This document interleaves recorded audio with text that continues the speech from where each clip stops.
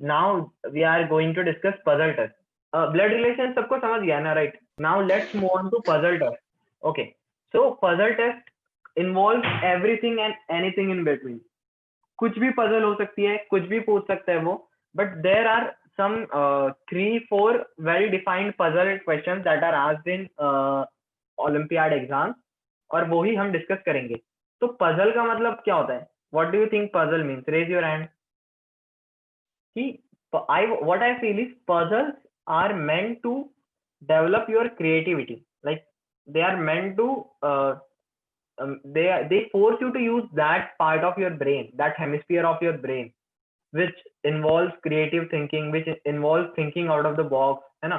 क्योंकि इसमें फॉर्मूलाज वगैरह नहीं लगाने होते हैं, इसमें आपको थोड़ा दिमाग लगाना पड़ता है कि which involves analytical thinking.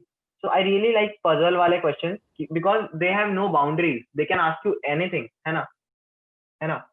Like अगर हमने if we talk about मतलब blood relations भी अगर आप ले लो, तो in the end it's restricted to relations only, right?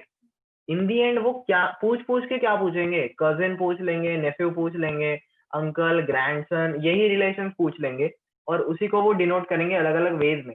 But when it comes to puzzle, we can't even predict कि वो क्या पूछ सकते हैं.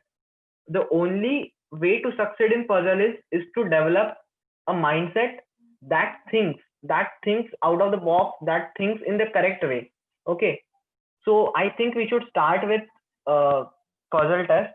So what is puzzle test? We will see that at first.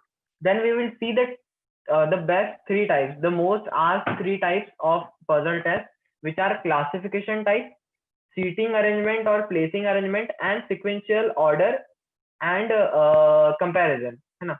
So this is the agenda of the puzzle test questions. So classification type वाले ठीक है, वो हम आगे डिस्कस करेंगे. पहले देख लेते हैं briefly कि what is puzzle test. So it comprises of questions that are put in the form of puzzles, and that they involve certain number of items, be it persons or things, है ना? मतलब बोल देंगे कि 6 items है मेरे पास, ये item is not a dairy product, this and this item is not a stationary product, this and this item are stationary products. और फिर हमको खुद से सोचना पड़ता है कि ठीक है, फिर ये हो सकता है, ये वो हो सकता है. So this is puzzle. The candidate is required to analyze the given information. As I mentioned, you need to have analytical skills and condense it in a suitable form. This is very important. You can't question here. हाँ, don't question कि sir इन्होंने ये यहाँ पे तो mention ही नहीं किया, तो आपने ये कैसे ले लिया? वहां पे they have mentioned it clearly कि we have to condense it in a suitable form and answer the question asked, है ना? तो ऐसे हो सकता है कि they give you आधा information, या they leave it to you to decide कि इसको मुझे यहाँ डालना चाहिए या उसको मुझे वहां डालना चाहिए. That's when it can condense in a suitable form. So please try to think of it in that way as well, है ना? Don't think कि यार information आधा ही दिया है. Information is never half given in puzzle test. You have to assume yourself and then find the answer. Now let's move on to type 1. So the type 1 is classification type question. So classification type questions में क्या होता है कि we are given ऐसे कुछ चीजें और उनको क्लासिफाई किया जाता है. हमने पढ़ा था ना पहले क्लासिफिकेशन कि 3 एनिमल्स है, एक अलग है, 3 हर्बीवर्स है, एक अलग है. इसमें ऐसा कैटेगरीज भी होगी डिफरेंट और अलग अलग चीजें होगी. लाइक लेट्स से सिटीज, और सिटीज की कैटेगरीज की ये हिस्टोरिकल सिटी है, ये इंडस्ट्रियल सिटी है, ये टेक सिटी है. और फिर वो आपको उसमें केसेस देंगे कि ए और बी जो है वो टेक्निकल सिटीज है, बट वो दोनों हिस्टोरिकल नहीं है. कुछ ऐसी सिटीज होंगी जो तीनों होगी, हिस्टोरिकल भी, टेक्निकल भी, और जो भी हो ऐसे. तो we have to think in that way. जब क्वेश्चन देखेंगे तब समझेगा आपको. This is the question. So this is the question. देखो क्वेश्चन पढ़ लेते हैं, इसका जवाब तो मैं ही दे दूंगा आपको, फिर आगे वाले का आप ट्राई करना खुद से, ठीक है? तो question is, read the following information carefully and answer the following question. There are 6 cities A, B, C, D, E, F, है ना? ये 6 cities है. Now they have given some conditions. First condition is A is not a hill station, B and E are not historical places, D is not an industrial city, A and D are not historical cities, and A and B are not alike, है ना? मतलब A and B are not of the same type. अब ऐसे question को हम कैसे proceed करेंगे, इसके लिए कुछ वे होना चाहिए, right? So the best way to solve such questions is making a table, है ना? तो मेक अ टेबल गाइस, यहाँ पे लिखो हिस्टोरिकल, यहाँ पे लिखो हिल स्टेशन, यहाँ पे लिखो industrial.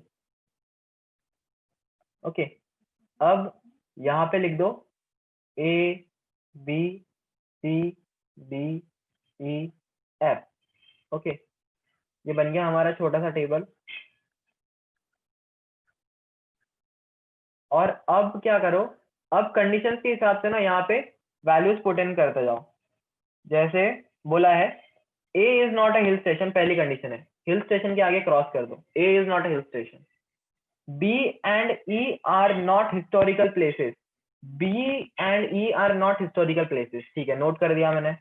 D is not an industrial city, D is not an industrial city, I noted that. A and B are not historical cities. A and D are not historical cities.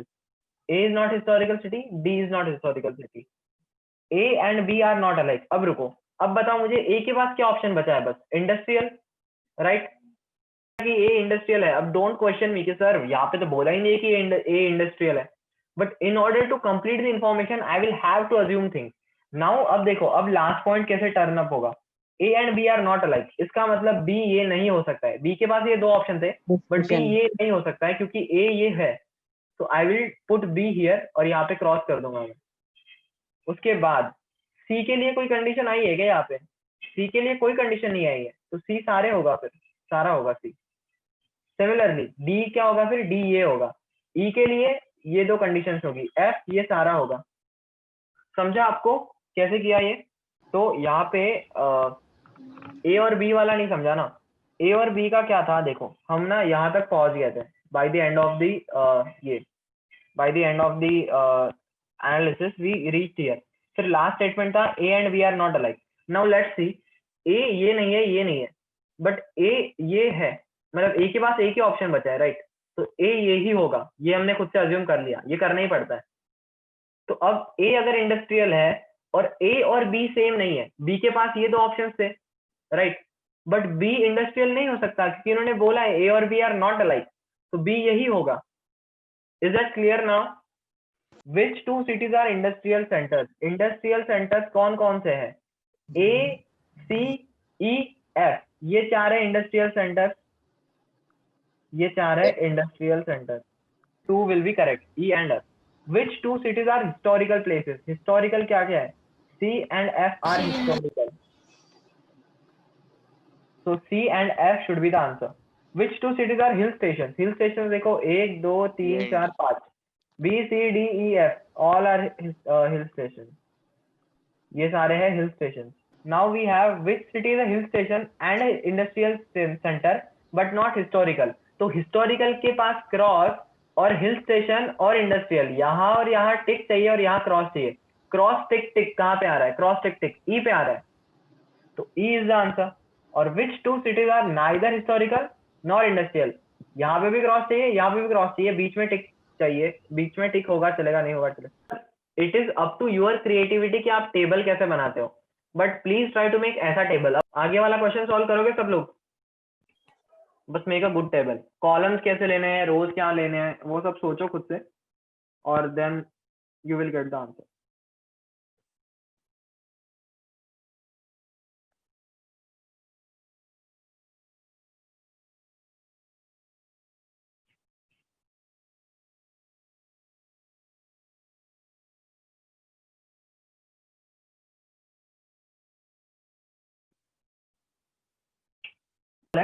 Five friends traveled to 5 different cities by 5 different mode of transport from Mumbai. ऐसा है कि 5 दोस्त एक ही जगह से निकले, this is Mumbai. यहाँ से 5 friends went to 5 different places, है ना, by different mode of transport. Let's say ये बस से गया, ये ट्रेन से गया, ये प्लेन से गया, ये बोट से गया, और ये किसी कार से गया, है ना।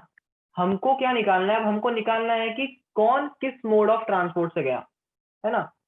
हमको ये पता नहीं है कि कौन किस मोड ऑफ ट्रांसपोर्ट से गया, बट हमको ये पता है कि ये लोग गए कहाँ कहाँ पे और इन लोगों ने क्या क्या मोड ऑफ ट्रांसपोर्ट यूज किया. What I will make as a table here is, I will make person, उसके बाद आई विल मेक प्लेस, उसके बाद I will make mode of transport, है ना. तो पर्सन तो मेरे फिक्स है, person R P Q R S T. Okay, अब पढ़ते हैं कंडीशंस. ओके, तो पहली कंडीशन में तो यही दिया इन्होंने सब, है ना. सेकंड स्टेटमेंट पढ़ते हैं. Person who travel to Delhi did not travel by boat. इसका अभी तो कुछ काम नहीं है, इसको हॉल्ट पे रख दो, क्योंकि इसका अभी कुछ समझ नहीं रहा है, ना नाम दिया है ना कुछ. पहले जो ऑब्वियस होते हैं उनका टेबल बना लिया करो. तो ऑब्वियस के लिए सेकंड पढ़ते हैं. R went to Bangalore by car. R went to Bangalore by car. Done. Q went to Calcutta by aeroplane. Q went to Calcutta by aeroplane. S traveled by boat. S traveled by boat. T traveled by train. क्या बचा? एक mode of transport कौन सा बचा? है ना, P के लिए बस बचा है ना सिर्फ, क्योंकि सबने अलग अलग ही यूज किया है, राइट. तो बस बचा है बस. अब देखते हैं.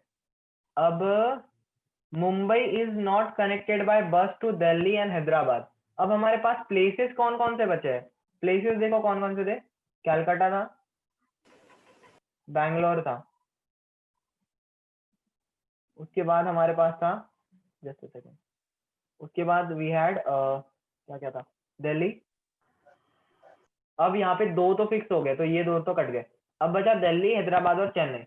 नाउ व्हाट, सबसे एक कंडीशन था कि person who travel to Delhi did not travel by boat. तो यहाँ पे दिल्ली नहीं आ सकता. लास्ट कंडीशन थी Mumbai is not connected by बस टू दिल्ली एंड चेन्नई. तो दिल्ली एंड चेन्नई में बस नहीं है ना. तो दिल्ली और चेन्नई में बस नहीं है, तो बस का ट्रांसपोर्ट फिर कौन सा हुआ? हैदराबाद. दिल्ली और चेन्नई में बस जाती ही नहीं है उन्होंने बोला है, और मुझे पता है कि पी बस से गए हैं, तो पी फिर कौन सी सिटी गया होगा? हैदराबाद. अब क्या बचा? अब हैदराबाद भी हो गया, अब बचा दिल्ली और चेन्नई. अब दिल्ली और चेन्नई में देखते हैं ये वाली condition.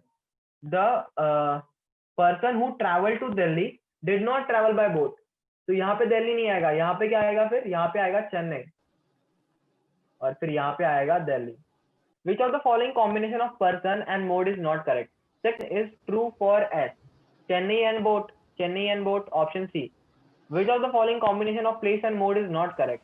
Not correct. Delhi or bus is not correct.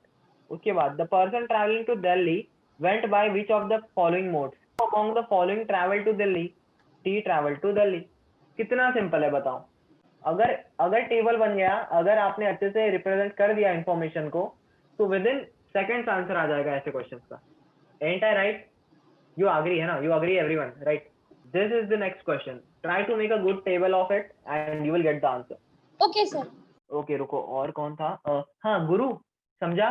Guru yes sir. और दर्शन समझा अभी कैसे करते हैं? या करो, ट्राई करो, और ट्राई करते जाओगे और आसान बनते जाएगा. ओ आई जस्ट नोटिस्ड 1 घंटा हो भी गया हमको डिस्कस करके. Yes sir. सर जब हम कोडिंग कुछ सीख डिकोडिंग रहे रहते तो वर्कशीट टाइम का लिमिट नहीं होता. हाँ sir. एग्जैक्टली. चलो एनीवेज the करना type 3 worksheet was there, no? It took half an hour. Exactly. अरे चलो चलो जल्दी सॉल्व करो पहले. Is there anyone else who is still solving? Yes, sir. Yes, sir. I'm solving. Take your time, take your time. Sir, done. Okay.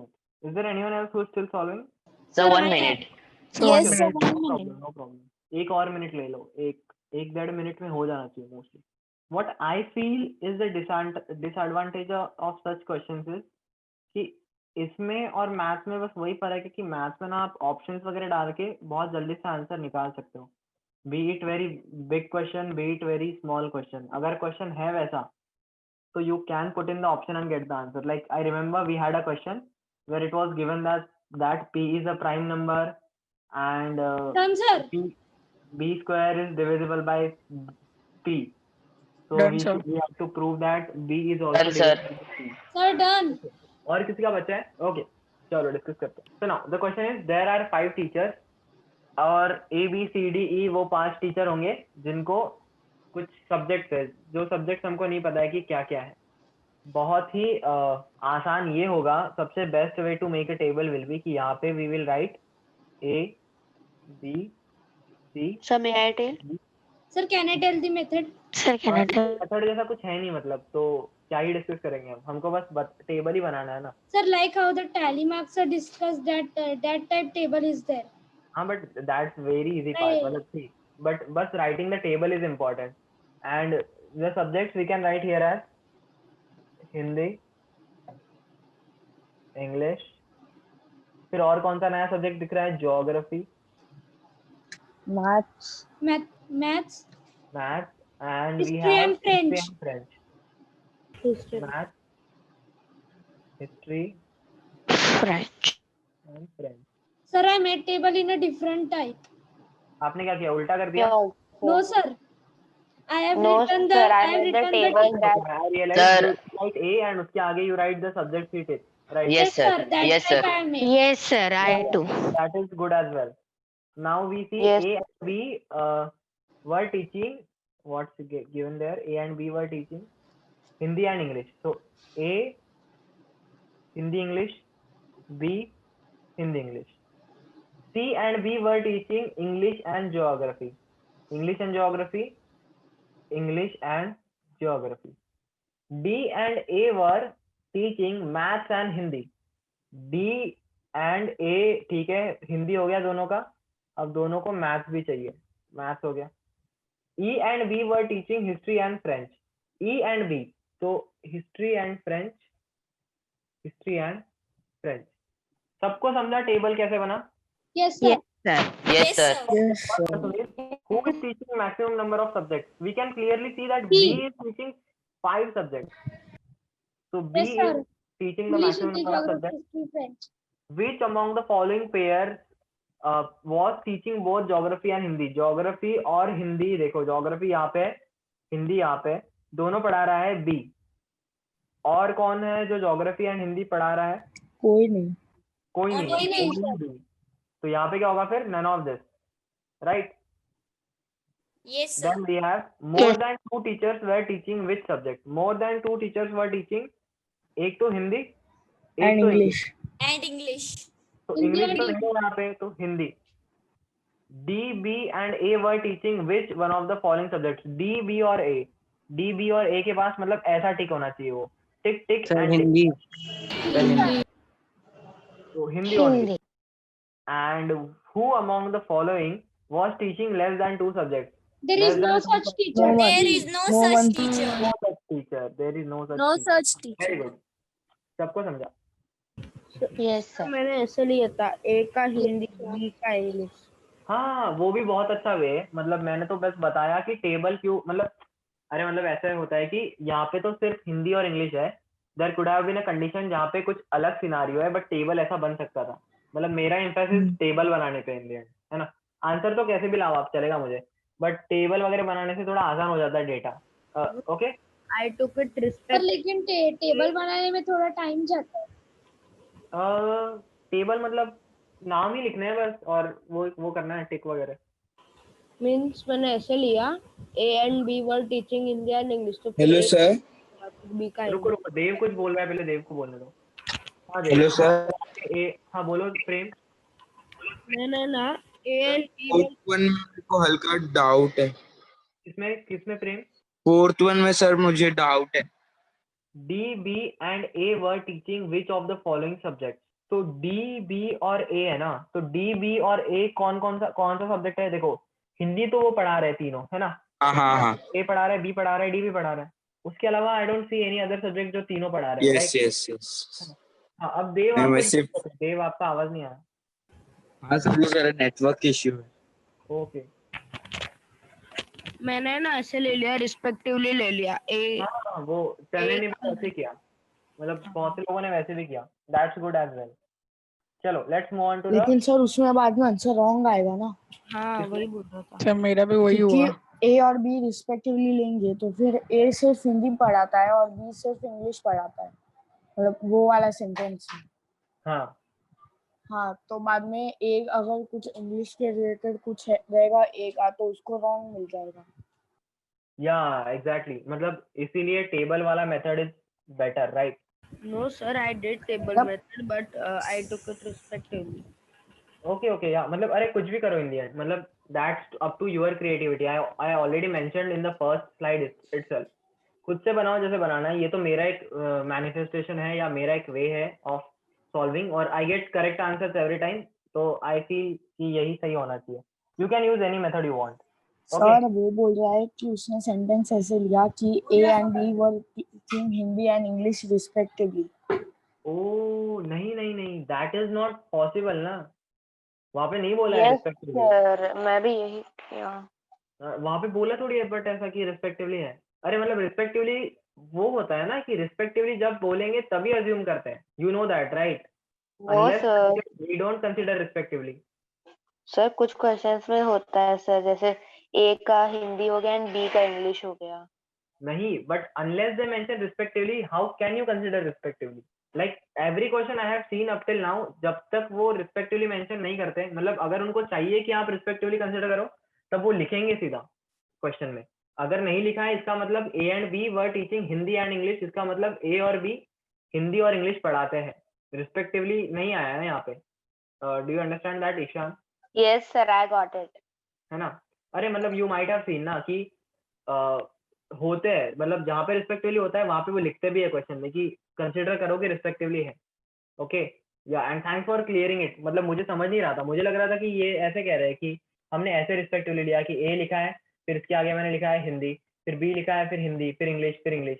मुझे लगा कि ऐसे बोल रहे हैं देव। आई डिड नॉट अंडरस्टैंड कि ये ऐसे बोल रहा है कि क्वेश्चन में रिस्पेक्टिवली ले लो। ओके तो नो सर, मतलब एग्जाम टाइम्स में आता है ना कि ए एंड बी का है तो दोनों डिफरेंट हो जाता है। लाइक ए का फर्स्ट हमें हिंदी दिया है तो हिंदी ए पढ़ा रहा है, एंड बी का इंग्लिश बाद में दिया है तो वो इंग्लिश पढ़ा रहा है। हाँ, तो नहीं, उसके लिए सर रिस्पेक्टिवली लिखा होता मतलब है। कंपलसरी है ना। हाँ, उसके लिए रिस्पेक्टिवली लिखा होता है, अनलेस मेंशन्ड हम नहीं लेते। ओके चलो टाइप 2 देखते हैं। Type 2 is seating arrangement and placing arrangement. इसको सॉल्व करने के लिए कोई ट्रिक नहीं है, है ना? इसमें ऐसा होता है कि कुछ क्लूज होते हैं। What I do is I try to imagine कि ऐसे स्पेसेस बना दिए मैंने, अगर ऐसा बोला है, ऐसे बोला तो ऐसी रोज बना दी, और फिर I try to check out some scenarios. तो इसको भी These सीधा question, questions are like that one, no? That a boy is standing from at the 23rd position from the left and या 18th position from the right, like that questions. No no not 18th वगैरह, यहाँ पे बस left और right वाला चलता है। Question देखते समझ जाएगा। Is everyone okay sir for इसमें वो मूविंग? सर्कल में अगर बैठे होते हैं तो वो थोड़ा ज्यादा हार्ड रहता है ना। होता है या। तो is everyone okay for moving to type 2? Yes sir. Type 1 समझना यस सबको? सर। Yes yes. टाइप 1 के मैं प्रैक्टिस Sir. क्वेश्चन दूंगा तो और Yes, समझ sir. जाएगा आपको। चलो देखते हैं question. The question is 6 persons A, B, C, D, E and F are sitting in 2 rows, है ना? They are sitting in 2 rows. Now make sure कि unless mentioned, row मतलब ऐसे होता है, row is this, column is this, row, column. Okay. Now it is mentioned that there are 3 person in each row and there are 2 rows like that, 6 लोगों की। Now these are the conditions. चलो आगे देखते हैं, सीधा इसका मैं solution ही बताता हूँ आपको कैसे करेंगे। देखो बोला है कि 2 रोज है 3-3 लोगों की, ये होगी मेरी रो 1 और ये हो गई मेरी रो 2। चलो अब यूज करेंगे कंडीशन, है ना? अब इसमें ना कुछ भी हो सकता है, लाइक इसमें I don't have a method to explain या trick to explain, it all depends on your logical reasoning.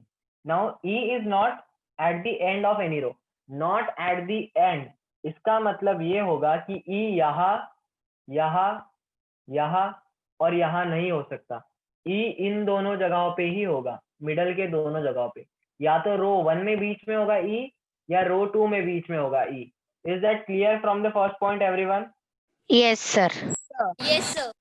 First Yes, point sir. is Yes, done yes. and dusted. Sir, I don't understand the rows. What?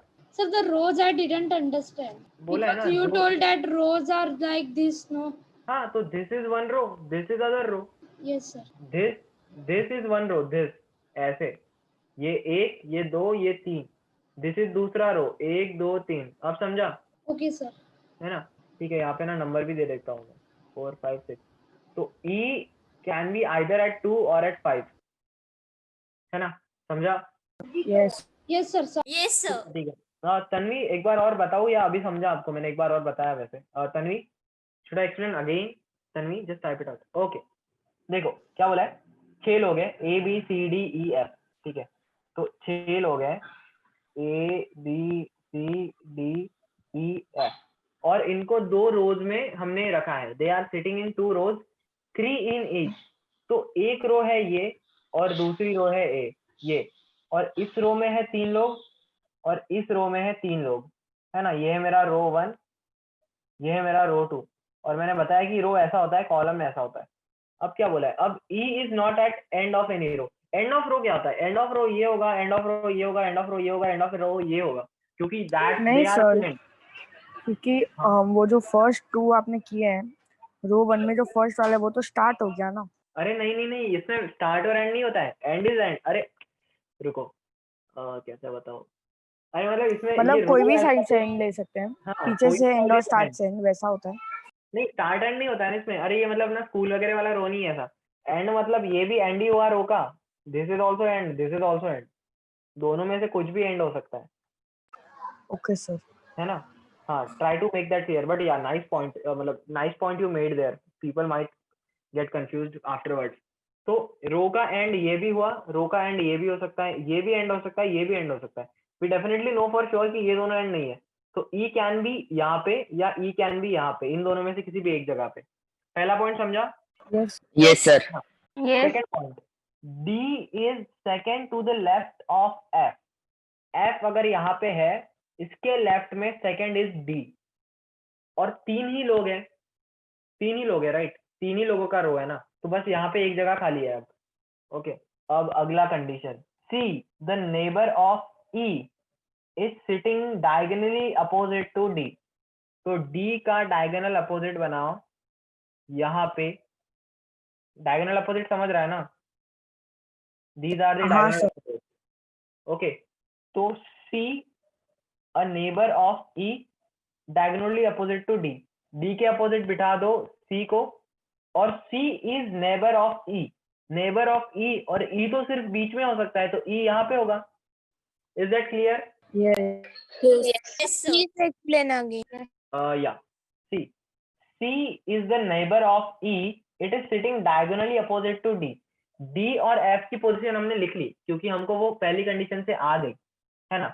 अब D का diagonal opposite अगर आप देखोगे तो D का diagonal opposite is this, F का diagonal opposite is this, और इस सेंटर वाले का इज दिस। तो D के डायगोनली अपोजिट में C बैठा है, ये बोला ना यहाँ पे, C इज sitting diagonally opposite to D, और बीच वाला एक दूसरा कंडीशन है, वो हम बाद में लिखेंगे। हमने C को यहाँ पे लिख दिया, फिर बोला है कि it is neighbour of E, और नेबर ऑफ ई बोला है, तो यहाँ पे तो कुछ है ही नहीं, रो तो 3 ही लोगों की है और ये एंड पॉइंट है, तो ई होगा फिर नेबर ऑफ सी। समझा अभी? Yes, sir. Yeah now last condition, B is neighbour of F. B is neighbour of F, इसका मतलब बी यहाँ पे आएगा, बचा कौन सा बंदा? ए यहाँ पे आएगा। तो जो मेरा फाइनल आंसर होगा वो होगा डी बी एफ ए ई सी। ये आया मेरा। सारी कंडीशंस को सॉल्व करने के बाद आई गॉट दिस 2 रोज। अब क्वेश्चन देखते हैं, which of the following are sitting diagonally opposite to each other. Diagonally opposite कौन कौन से है? डायगोनली अपोजिट है डी सी, DCAF एफ ए।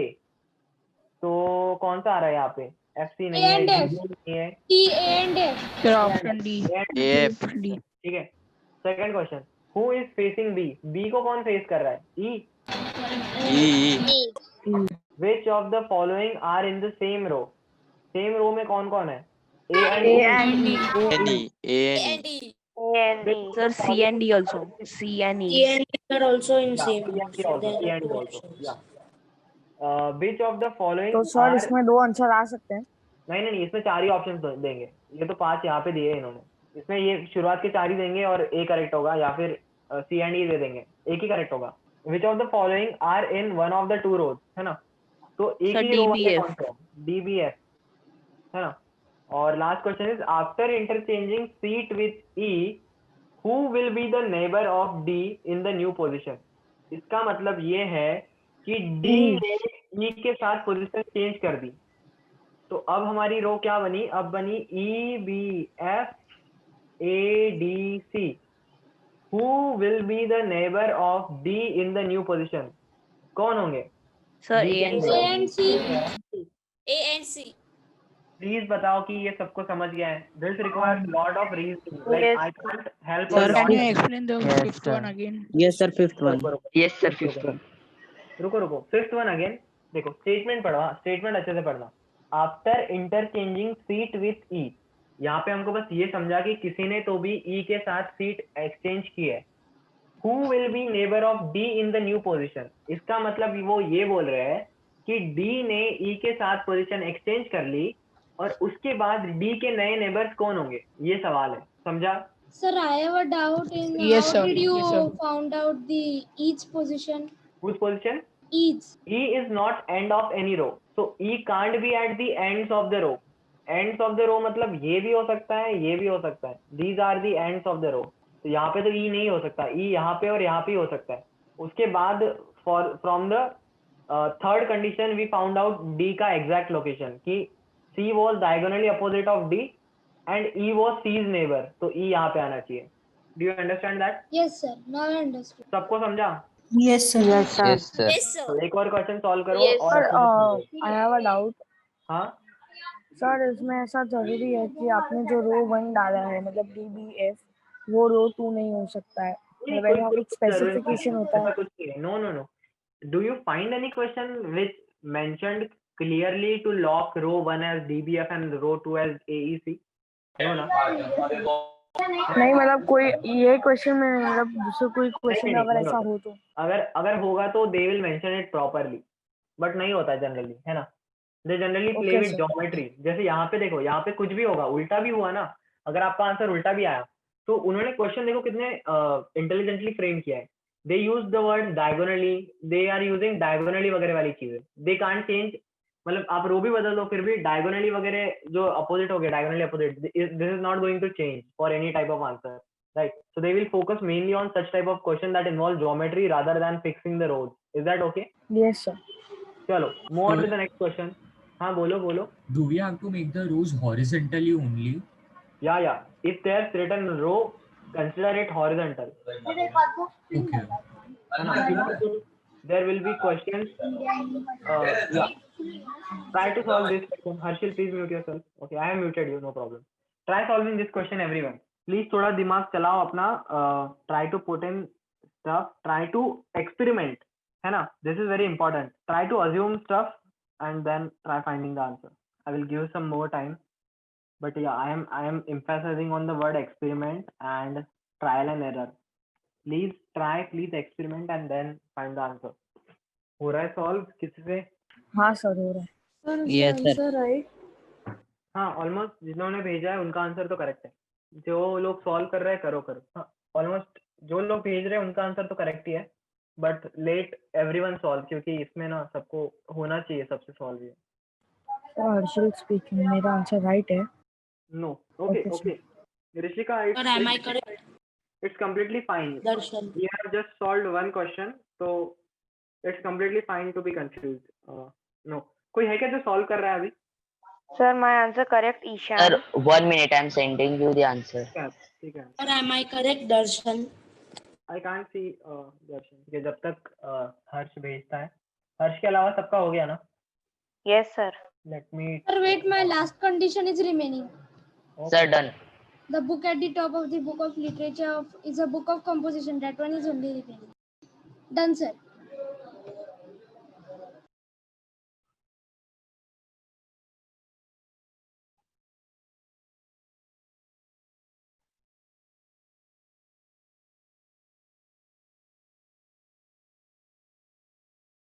Okay. Done everyone? Yes, sir.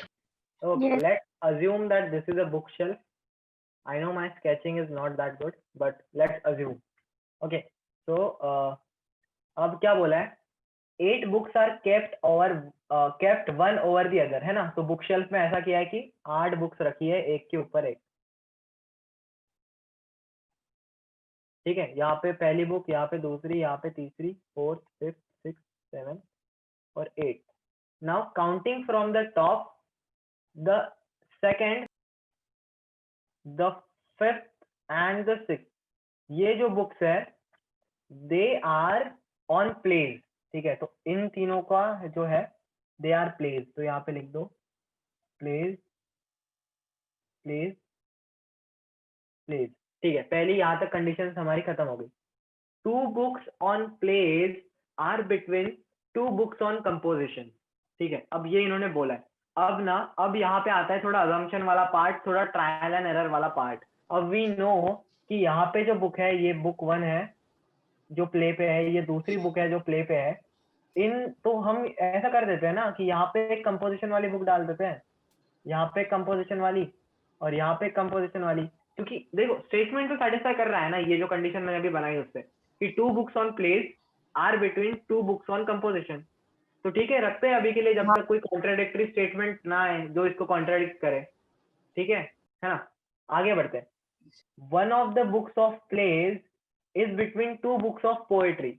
अब देखो, अब ये एक बुक बची है, तो ये मुझे क्लियरली बोल रहा है कि जो पहली बुक है और जो थर्ड बुक है उसको तुम पोएट्री बना दो। और अब सबसे लास्ट वाला क्या बोला है, while the book at the top of the book of literature is a composition।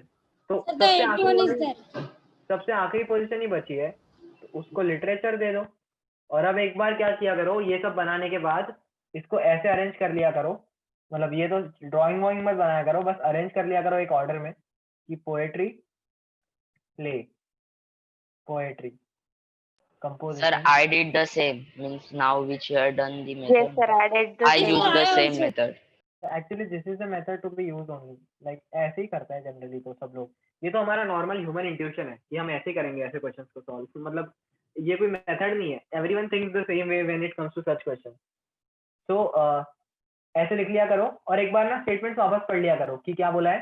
Second book, fifth book and sixth book are on plays. Second book है मेरी, फिफ्थ बुक है, सिक्स्थ बुक है, ठीक है। पहली कंडीशन सेटिस्फाई होगी। Second condition, 2 books on plays are between 2 books on composition. ये 2 books जो है प्लेज की और इनके बीच में, मतलब ये दोनों है कंपोजिशन के बीच में, हो गया। 1 book of plays between 2 books of poetry, ये 2 पोएट्री के बीच में एक प्ले आ गया। और एक लिटरेचर की बुक है जो कंपोजिशन के नीचे है। सारी कंडीशन सेटिस्फाई हो गई, यही मेरा फाइनल ऑर्डर है। क्वेश्चन है विच of the book is fourth from the top.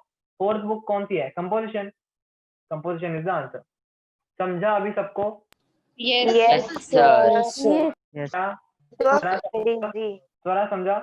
So. Okay, Rishika समझा? Yes, sir.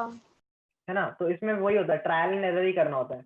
ओके, एक और क्वेश्चन कर लेते हैं आज के लिए, फिर कल करना पड़ेगा बचा हुआ जो भी है। Okay, try solving this one. ये आ गया वो सर्कल वाला, बट इजी है बहुत ज्यादा ये सर्कल वाला होते हुए भी। Is there anyone still solving? Yes, yes, sir. Yes, someone. Sir, what means superfluous? What? Superfluous. Superfluous means unnecessary. Unnecessary, unimportant. That is superfluous. So what is superfluous? I mentioned now. It is unnecessary. Unnecessary, not important. Okay. कोई है जो solve कर रहा है अभी भी? No, sir. Sir, of question number 3, what is the option B? It should be second. Like What is the meaning of superfluous? It means okay. Done, sir. Okay, sir. Thank you, sir. ठीक है, सबका हो गया क्या? कोई है जो solve कर रहा है? No, sir. ओके, देखो ऐसे क्वेश्चन कैसे सॉल्व करते हैं। 6 friends are sitting, A B C D E F are sitting in a close circle facing the centre. इसका मतलब ऐसा सर्कल बनाओ, और देखो जब भी 6 फ्रेंड्स होंगे ना ये यूज कर लिया करो ताकि आपको ना आसानी होगी। ऐसे एक लाइन बनाया करो, ऐसे दूसरी लाइन बनाया करो, ऐसे तीसरी लाइन बनाया करो। ये सेंटर है, सब लोग इसको फेस कर रहे हैं, एवरीवन इज फेसिंग हियर। और ये यहाँ पे जो 6 डब्बे बने हैं, these are the 6 positions that they can occupy. Is that clear? Okay, now we have A, B, C, D, E, F. First condition, E is to the left of D. E is to the left of D. Now imagine you are sitting in a circle. Let's say this is a circle and here is E. तो E एक ऐसा लड़का होगा जो इधर face कर रहा होगा, तो E का right is this side, E का left is this side. But if E यहाँ बैठा है और E इधर फेस कर रहा है, तो ई का राइट इज दिस साइड और ई का left is this side. Is everyone clear with this? सब लोग खुद को इमेजिन करके बैठे हुए हैं और फिर सोचो. Yes sir. Yes, sir. समझा? है ना? E is to the left of D. ठीक है, तो ऐसे मतलब एक रफली बनाता हूं मैं. E यहाँ पे होगा और E का लेफ्ट मतलब इस साइड होगा. तो sorry, E is left of D, तो D यहाँ पे होगा और D के लेफ्ट में E होगा. ठीक है. C is between A and B. Let's say A बना लो, B बना लो, यहाँ पे C बना लो. F is between E and A, है ना? अब E एंड A है, तो ऐसा करता हूँ कि जो A और B है इसकी पोजीशन बदल देता हूँ, क्योंकि इन्होंने ये नहीं बोला है कुछ कि A और B में कुछ रेस्ट्रिक्शन है. तो यहाँ पे A लिख देता हूँ, यहाँ पे B लिख देता हूँ और F को E और A के बीच में कर देता हूँ. तो अब इसको अगर मैं यहाँ पे फाइनल मेरे सर्कल पे लिख के देखूँ, E D B C A F, क्या ये सर्कल सारी कंडीशन सेटिस्फाई कर रहा है या नहीं? पहली condition, E is left of D. D यहाँ पे D का लेफ्ट इधर होगा, E है. C is between A and B. C और A और B के बीच में है. F is between E and A. F E और A के बीच में है. This is my final answer. ये सही पोजीशन है क्योंकि ये तीनों सेटिस्फाई कर रही है कंडीशन. लेकिन सर आपने E को राइट में लिया ना आपने, D लेफ्ट में आना चाहिए ना D. अरे वो D के लेफ्ट साइड में. E is to the left of D. Left of D. D के लेफ्ट साइड में E है. समझा स्टेटमेंट? हाँ यस सर. हाँ. अब देखो पहला question, who is to the left of B. B यहाँ पे बैठा है. B अगर इधर फेस कर रहा है तो B का लेफ्ट इधर होगा, B का राइट इधर होगा. ये होगा लेफ्ट, ये होगा राइट. तो who is to the left of B. B के लेफ्ट में who is to the right of C. C इधर फेस कर रहा है, तो खुद को इमेजिन करो, तो इधर लेफ्ट होगा, इधर राइट होगा. Who is to the right of C? A. Which of the following given statement is superfluous? कौन सा None of statement these. Important है? None of these. None of this. तीनों यूज करने पड़े ना हमको, तीनों इंपॉर्टेंट है, राइट? Sir, है ना? चलो First sentence. sir, without using second option, रुको. एक बंदा बोले एक बार प्लीज. एक बंदा बोले एक बार प्लीज. हाँ, कौन बोल रहा है? धाव्य बोलो. Sir, without using second statement, we can get the answer. How? Without using second option, How? statement. So How? by using third and fourth, can get it. अरे बट देखो ना, यहाँ पे क्या हुआ है? अगर आप सेकंड स्टेटमेंट भूल जाओ, पहला statement is E is left of D. इससे मेरी ये कंडीशन आ गई. लास्ट स्टेटमेंट पे F is between E and A. F is Sir, between E second and A. statement is E is to the left of D. I'm talking about that. Without using this statement you are talking. Yes. ठीक है, ये भूल जाते हैं. C is between A and B, ये वाली condition आ गई. F is between E and A, ये वाली कंडीशन आ गई. तो D यहाँ पे, बट एक ये होगा ना इसमें कि D यहाँ पे ये भी हो सकता है कि D कहीं और हो. Like D could have been here as well between E and F. Are you Sir, getting but that? we know that F is between A and E. So if D comes, then F will be No, F between is still E and D. between A and E. F is still between A and E. It is not मतलब unsatisfying the condition कि F is between A and E. Are you getting that? Yes, sir. Sir, मतलब in this type of questions we have to assume the position. Yeah, we have to assume. A lot of it. Sorry, I muted you by mistake, Ayush. A lot of it depends on assuming. Sir, Okay. हाँ बोलो. sir, can you please explain again why second statement is necessary? Second one. Yeah, E is left to the D. E is to the left of D necessary क्यों है? देखो, अगर ये नहीं mention किया होता यहाँ पे, तो D कहीं पे भी हो सकता था. यहाँ पे हो सकता था, यहाँ पे हो सकता था, यहाँ पे हो सकता था, है ना? It could have been anywhere between let's say A, C और B के बीच में कहीं पे भी. तो फिर वो चीज हटाने के लिए they mentioned कि D is E is to the left of D. But now when I come to think of it, I feel like मतलब अगर कुछ ज्यादा ही अज्यूम कर लेते तो अलग आंसर आ जाता और फिर भी हमारा आंसर सही होता. बट आई रियलाइज कि ये कंडीशन नेसेसरी थी ताकि ये दोनों एक ही रहे यहाँ पे. Are you Sir, getting it? without using first statement, we can do. Sir, I just wanted to ask that if we doesn't consider that second statement and assume by considering third and fourth statement, then the only one position that remains is the D.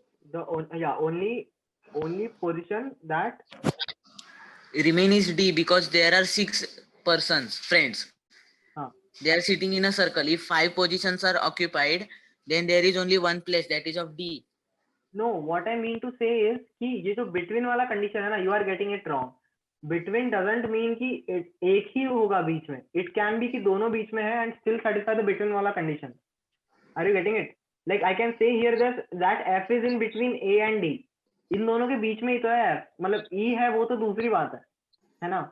Try to think of it more. मतलब I know कि you guys are thinking superficially और इसलिए you are thinking कि it should not be the correct answer. But try to think of it after the class end. जैसे अभी तो time हो गया है 11:04 हो गया. Without first that equation, please. No, without first question sense ही नहीं बनेगा. Are you getting it? First के बिना तो sense ही नहीं बनेगा. ठीक है. I think that we should. Sir आप आज शीट भेजने वाले हो? हाँ आज मतलब आज नहीं होगा वो, कल सुबह डेडलाइन होगा उसका. कल 6-7 बजे डेडलाइन होगा. तो कल टाइप 3 हम डिस्कस करेंगे और टाइप 2 का 1-2 सवाल और हाँ सुबह के साथ या फिर शाम के साथ at evening 7 और morning. I will mention that. Not morning. एक और चीज. हाँ बोलो कोई कुछ बोल रहा था. Sir, are you going to send the slides? I will. Today's slide. Yes. I was thinking of sending it tomorrow. Yeah. Will you send today or tomorrow? It's okay. No, sir. And the slides of blood relation also. What? Blood relation slide. हाँ वो तो मैं भेज दूंगा. Blood relations का भी भेज दूंगा.